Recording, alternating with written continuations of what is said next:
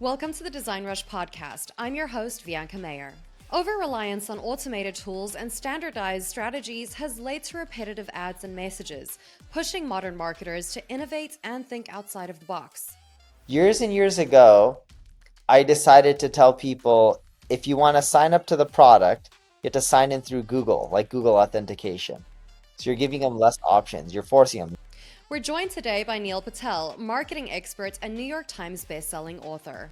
If you look at the L'Oreal and the Kylie Jenner example, L'Oreal is much bigger than Kylie Cosmetics by far. A personal brand only gets you so far. We'll discuss unconventional marketing tactics, the importance of balancing personal and corporate branding, and how AI can help with SEO. We haven't seen AI content do as well in the broad scheme when we're looking at the data and mass scale. What will Google do in the future? I think they're going to start cracking down on a lot of AI content in the future, unless... Remember to like and subscribe to keep up with all of our future discussions with industry pioneers. Let's get started. Okay, Neil, a very warm welcome to the DesignRush Podcast. Again, we are so thrilled to have you. Thanks for having me. Amazing. Okay, so Neil, if you will humor me, please, today, I want to start off our conversation with just a few rapid fire questions just to get us warmed up and into the swing of things. Is that okay? Sounds good. Let's do it. Okay, so just answer these as quick as you can with whatever pops into your mind first. You ready? Yes. Okay, what's the one digital marketing tool you cannot live without? I love Uber Suggests. It shows me a lot of keyword ideas, and I use it for more so social media, content creation, even over SEO. So I use it on a daily basis. Okay, and what's your favorite startup trend right now? My favorite startup trend? Yeah. My favorite startup trend is just giving away stuff for free. It's easier to do that from a marketing standpoint than it is to, pay for marketing. Okay, awesome. And what's the best book you've read in 2024? The last amazing book that I read that I really felt was really, really good, and I mainly read business books, was Principles by Ray Dalio. But that wasn't even recent. That was maybe 5 years ago. That's okay. That's 100% fine too. 6 years ago. I forgot when I read it, but it was great. Okay, and then Neil, what's the biggest marketing myth you'd like to debunk here and now today? The biggest marketing myth?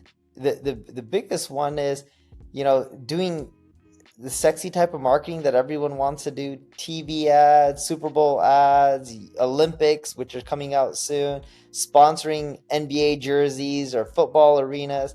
The ROI on that sucks. The boring, ugly stuff in marketing tends to produce the best results. Amazing.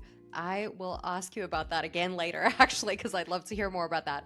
But finally, what is the strangest marketing experiment that you've ever tried and it actually worked out really well? I wouldn't say this is too strange, but it was definitely unique. Years and years ago, I decided to tell people, if you want to sign up to the product, you have to sign in through Google, like Google authentication. So you're giving them less options. You're forcing them. Not everyone has a Google account. Some people use Outlook, etc. And funny enough, we saw signups increase. And signups increase a bit more than 90%. It was 96%. And we're like, what? It was one of the craziest experiments we ever ran. Amazing. All right. So thank you so much for indulging me in those, Niels. You had some pretty cool answers there. Now I'd like to get more to a conversation more about your personal life and your business and stuff like that. Now, Neil, I've heard you talk about this a lot before, and you mentioned, the failures that you've had to overcome, and you also mentioned something about what separates the winners from the losers is that the winners continuously learn from their mistakes and avoid making them in the future. So I wonder, Neil, what was your latest big business mistake that you learned something really valuable from? So the latest mistake that I really made is, even though something shows that it's going to work, for example, buying companies, we've been buying a lot of companies. Just because it works for others and it works for you doesn't mean you can just go and buy a lot of companies. You got to integrate them. You got to give people patience. You got to, buy them and do your diligence. You got to make sure the culture is fit. Just because something works out doesn't mean you can just do a lot of it and do it fast. Sometimes things work out better when it's slow and steady. It's counterintuitive, but That's what we've seen. No, that makes sense. I think I've learned a lot myself actually recently that, the slower you kind of go at something, you kind of get to analyze it more, right? You have more time to think about it and maybe avoid certain mistakes as well as you go with it. And I think personally, everything happens in the time that it's supposed to happen. But that's just Yes. me. All right. So, Neil, you also wrote a blog post a while ago, which you, I know, have been asked about before, about how you wish you didn't have a personal brand. You've also said multiple times that massive corporate companies like L'Oreal have an upper hand over others like Kylie Jenner's cosmetics, right? And that ideally, people would want their business or their company to be somewhere in the middle of that. Um, but apart from, maybe your personal brand not necessarily bringing in as much revenue stream as your corporate one, what were the other reasons that you wish you didn't necessarily have a personal brand? Um, you pretty much nailed it there. Other than like a personal brand isn't worth more as a corporate brand. And if you look at the L'Oreal and the Kylie Jenner example, L'Oreal is much bigger than Kylie Cosmetics by far. There's not Yeah. even, a question. A personal brand only gets you so far, and I don't have a big brand like Kylie Jenner or anywhere near close. It's not even 0.1% the size of her brand. But sometimes it's nice just being anonymous and making money. Why would you want fame when you can just be anonymous and have the cash to go along with it? No one, if you ask anyone who's the CEO of L'Oreal, they probably don't know who it is. If you ask 100 people, I bet you 99 will not be able to answer that question. If you ask 100 people who Kylie Jenner is, I bet you 99 will tell you exactly who she is. Yeah, exactly. I have to agree with you. I think there is a certain piece that comes with anonymity and being able to just do what you need to do, right? Okay, so in that, or on that same note, then, right, you also said again that businesses ideally should have a balance between a personal and a corporate brand. So I want to ask you, Neil, what would that look like? And how do you think we could achieve that today? I mean, do you have an example of a big brand that we can refer to that has managed to do this successfully? Most of them that I know, the balance is leveraging influencers or leveraging celebrities for the personal side. Um, and they're spending an arm and a leg, like you see in the makeup commercials and paying all these celebrities. But if I had to say the best example that most people can relate to, check out a company called Legion Athletics. The Okay. founder, Mike Matthews, it's a supplement company, okay? The founder, Mike Matthews, has a personal brand. His personal brand, I tweeted about this, generates $30,000 to $40,000 a month in sales, trackable sales. They use influencers to help build their corporate brand. So they go on social media, pay influencers. They have a bit more than 700. The influencers drive trackable revenue of $400,000 to $500,000 a month. So it's a great way to build a corporate brand. And then over time, now more people know the corporate brand than they know Mike. He used it to really launch the corporate brand. And then he used other people's personal brands to make the corporate brand bigger. And now the corporate brand's bigger than his own personal brand by far. And the company doesn't just do 500, 1,000 a month in revenue from the influencers and the 30, 40 from him. It does millions and millions and millions a month in revenue, but it's from building a corporate brand. Amazing. Yeah, I mean, I have to agree. It makes a lot of sense that corporate brands tend to, I think, do a lot better. And I think there's this sense of longevity with them as well. They kind of stand the test of time. Whereas, a person isn't always going to be here. You know, their legacy Correct. might live on, but that's not necessarily a corporate brand.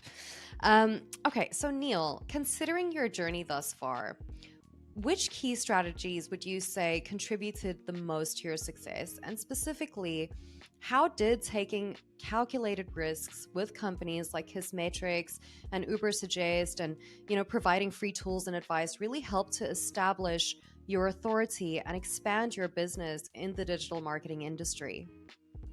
It really helped because even if you work for a big company, a lot of times you can't just swipe a credit card and spend Mhm. money.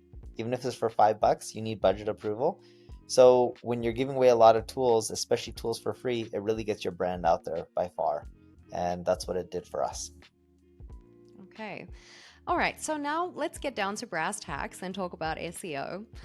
Neil, with Google's recent updates obviously emphasizing EEAT, how can marketers efficiently leverage AI in content creation while ensuring compliance with these guidelines, especially in sensitive sectors like, say, healthcare or finance, where misinformation can have really serious consequences? Yeah, so with AI, we found that leveraging AI for like research is pretty helpful. Leveraging AI to just write everything soup to nuts and not having someone double check it doesn't work as well. Mm, okay.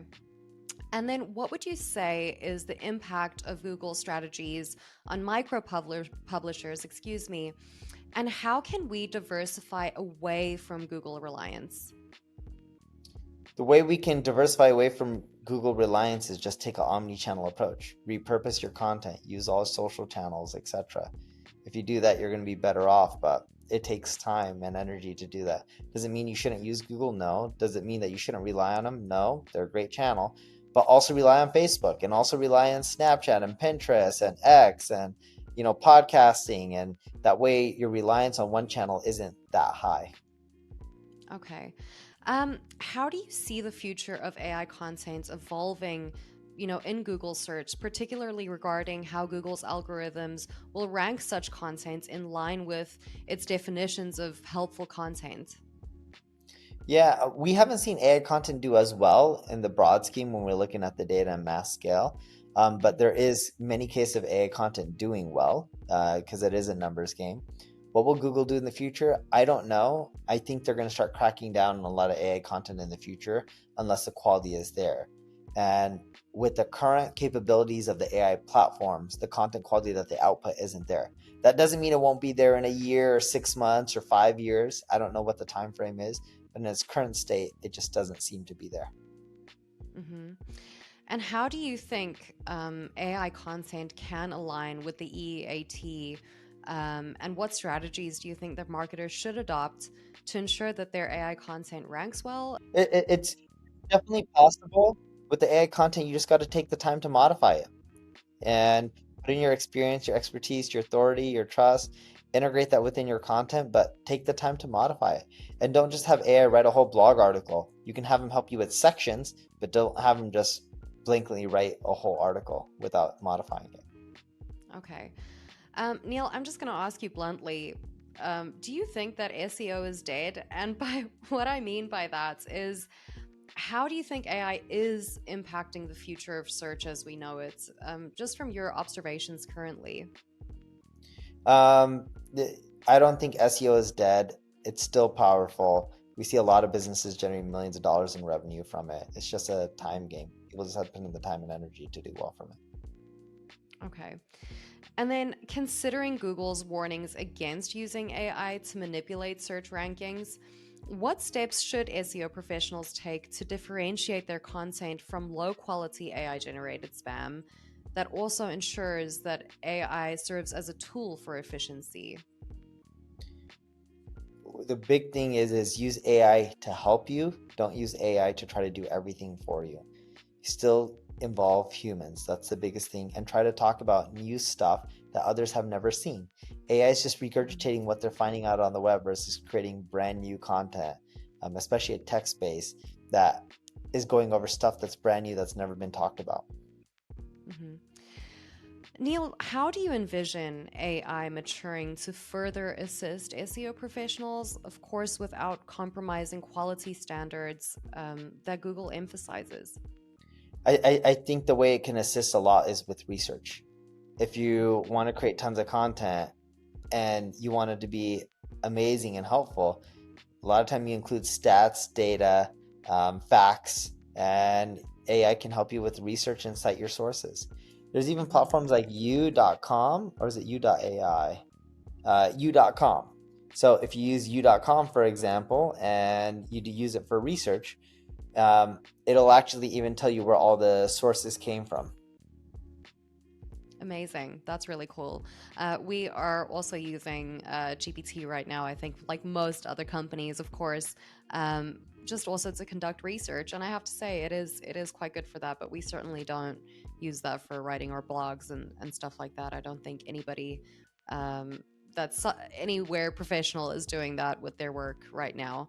Um, so Neil, just lastly on the topic of AI, what do you think the role of marketers is now that we live in a world where communication is intermediated by AI? Yeah, so I think the world is changing at a really rapid pace. I think we're in a place where it's evolving really quickly, but we're getting more misinformation from a fire hose. And AI is scraping a lot of what it gets out from the web, and we're just seeing a lot of the stuff that is pushing out is not just poor quality, but just inaccurate. Now, does it mean I hate AI? No, I like it. I think it's great, and I think it'll make the world a better place in the long run. But it just has a long way to go still. What do you think the solution to this is, Neil? I honestly don't know the solution. If you look at Google, from day one, they've been trying to fight misinformation ranking on Google, but still, you do a search. A lot of times on page one and page two, you find inaccurate articles. And people Mhm. just have different opinions. Like, I'm not trying to get political here, but ask anyone about COVID-19. You're going to hear very opinionated opinions. Ask people about a presidential election. Do you want Biden or do you want Trump in the United States? You're going to get very different opinions. I'm not here to say which one's right or wrong, right? I don't have opinions, or I don't want to get into opinions on that kind of stuff. More so, though, how does AI or search engine clearly tell people what is right or wrong? Now, I know the politics side, that's more opinion based. The COVID stuff, some of it could be opinion, some of it could be facts, some of it we may not have accurate information or enough facts because it's not old enough. But there's a lot of other topics out there where people put up misinformation and make it seem like it's facts, and that just skews the results. And platforms haven't figured out how to solve this. They look for brands because they know like a CNN or BBC, etc., is more likely to put out real information than fake. But BBC said, I, Neil Patel, with my face on the TV, it was running for senator. I'm not. It was another Neil Patel, but they used my image and they plastered it everywhere. And they didn't know that it wasn't me. You get what I mean? And you would think they would fact check an image. They didn't, though. I'm not trying to hate on CNN, or did I say BBC or CNN? It was CNN, but you get the point, right? Like, someone should have fact checked that. Yeah, 100%. I mean, that's an insane example to have for you to actually tell people of all of that. And I mean, at the end of the day, I'm not really sure what the solution is either. I don't think Google actually knows what the solution is, to be honest with you. Just judging by like all the spam results and stuff that has been coming up and the businesses that have suffered from that as well, it's just crazy. It's crazy. I think it's a big thing right now. I read the other day on Lily Ray's Twitter that she was shutting off her DMs because everybody's asking her those questions as well. Okay, so let's shift the focus over to marketing. Now, Neil, there's also this feeling that ad tech has led to sameness, and you kind of mentioned something previously as well, where you said, don't just focus on one platform, you need to work with Facebook and all that stuff as well, right? So many people are also wondering, if it's all become too uniform in the sense that marketers have been relying too much on automated processes and standardization. Again, using the same digital advertising tools that lead to common strategies or resulting in repetitive ad formats and messaging. So my question is, Neil, where is the disruption in marketing these days? I mean, can businesses break away from these boring advertising strategies and stand out in their industry? The disruption in marketing is really to do something that is very different. And we talked about giving stuff away for free earlier. I'll give you a great example of this. If you're a company that sells payroll software, there's a good chance that the people who pay you for payroll software also give their employees health insurance. Imagine giving away payroll software for free and upselling all the customers health insurance. To bid on Google for clicks related to payroll software, a lot of times you're spending $80+ a click, not a customer, a click. In many cases, it's just cheaper to give away something for free. That's what I mean by disruptive. And thinking outside the box is really the future. Okay, so On that same note, then, is there a way that we can balance using these commonplace advertising platforms and standardized messaging and formats with truly original ideas? And if so, how? I don't think you can just standardize the messaging, for all these platforms. You're gonna have to adjust them because the people, the usage, the patterns on each platform are different. Well, I don't know. I feel like we are seeing a lot of sameness in advertising these days. You are, but it's not effective. That's the issue. When you advertise on TikTok, it should be very different than when you advertise on Instagram. People look at it as the same, the content type's the same, but the user is very different. On TikTok, they actually prefer more beginner stuff than Instagram. So you should adjust your advertisements and the way you do it per platform, even if the format's the same, and even though if it kind of works, customizing it to each platform typically gives a better ROI. Okay. And then also, Neil, do you think that disruption in the ad tech sector has gone too far? I mean, and potentially, I mean, say, broken the marketing world? Or do you think that we can find our way back? I think we can end up finding our way back. Take time, but I think we will find our way back.